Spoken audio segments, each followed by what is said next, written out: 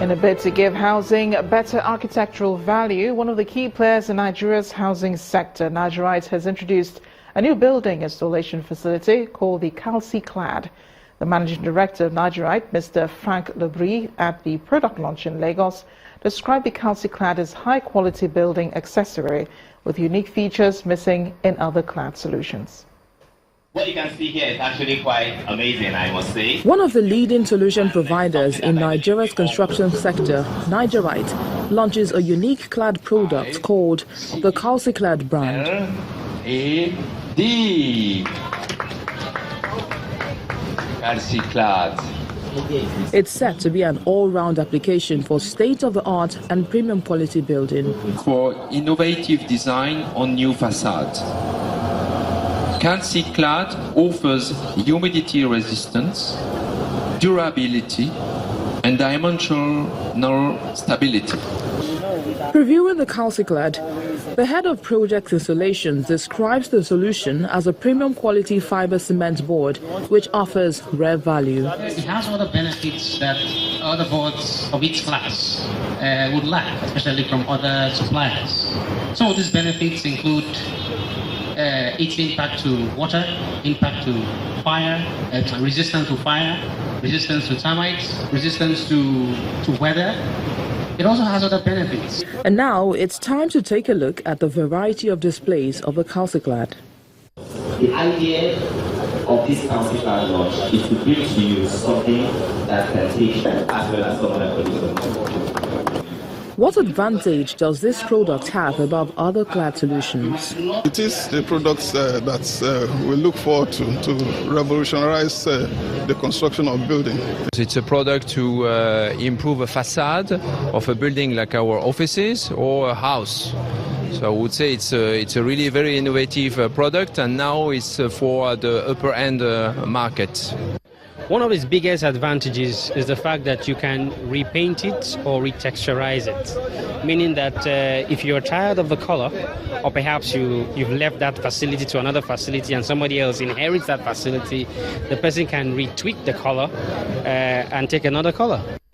With the launch of Kelsey Clad, what Nigerian seems to be saying is, you now have a choice to give your building an ultra-modern outlook, while you also get an opportunity to change the facade of your building. Let's switch to sports news now. Here's Millicent Walker.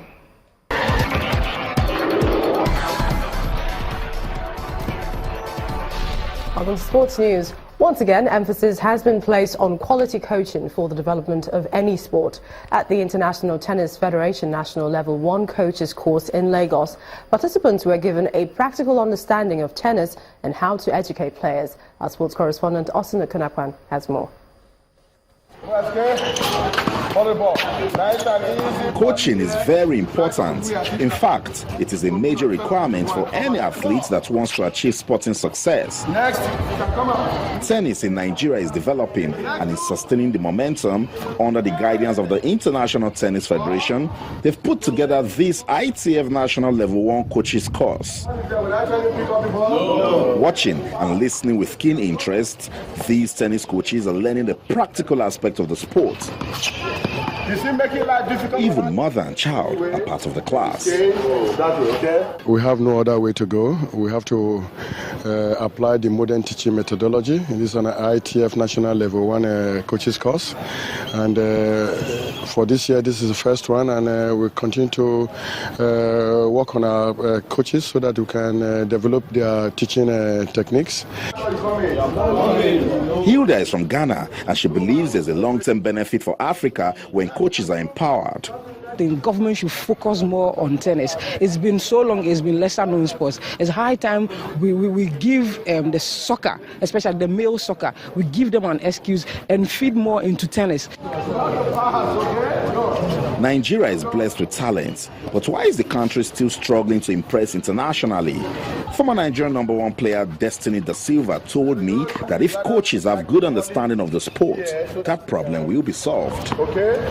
When they don't have the up-to-date knowledge about the game, it's a waste of talent we have back home. So it's very important for the coaches to go through the course so that they can be up-to-date, to know about the new technique and the dynamic of the game so that they can pass it to the younger talent they see. This program looks good for the long-term success of the sport. Hopefully, it will not be a one-off. Austin Okonakpam, Channels Television News. Arsenal manager Arsene Wenger said his team will be more alert when they face Chelsea on Saturday. Third place Arsenal failed to capitalise on Chelsea's draw at Liverpool, losing at home to Watford on Tuesday. Wenger is also surprised by Chelsea's winning run after his side beat Antonio Conte's men 3-0 at the Emirates in September. And that's Sports News Tonight. I'm Millicent Walker.